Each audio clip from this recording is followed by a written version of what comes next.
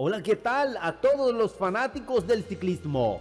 Hoy hablaremos de dos de los ciclistas más representativos de Latinoamérica y del mundo, Nairo Quintana y Rigoberto Urán, y especialmente de sus bicicletas. ¿Sabes cuánto cuesta la bicicleta de Rigoberto Urán?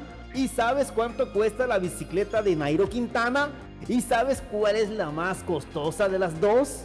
Quédate hasta el final y te sorprenderás. Nairo Quintana ya se encuentra preparando los últimos detalles para su regreso tan esperado al World Tour temporada 2024, después de un año horrible en el que no pudo participar de las grandes carreras del calendario UCI.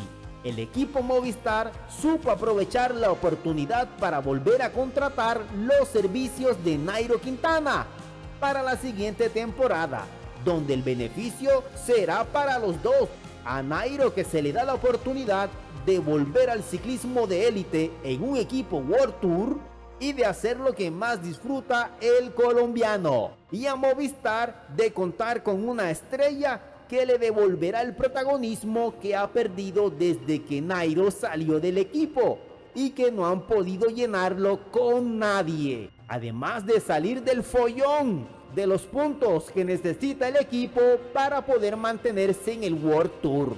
Por otra parte, Rigoberto Urán seguirá deleitándonos con un año más en el ciclismo de élite, porque se sonaba que la temporada pasada llegaría la retirada de Rigo del ciclismo, pero no se podía ir sin antes participar en el Tour de Francia y en los Juegos Olímpicos de París. Buenas noticias para sus fans. Ahora sí, pasemos a los caballitos de acero de los colombianos. La bicicleta más costosa es la de Rigoberto Urán, una Cannondale que es fabricada en los Estados Unidos y tiene un valor de 71.583.217 pesos colombianos.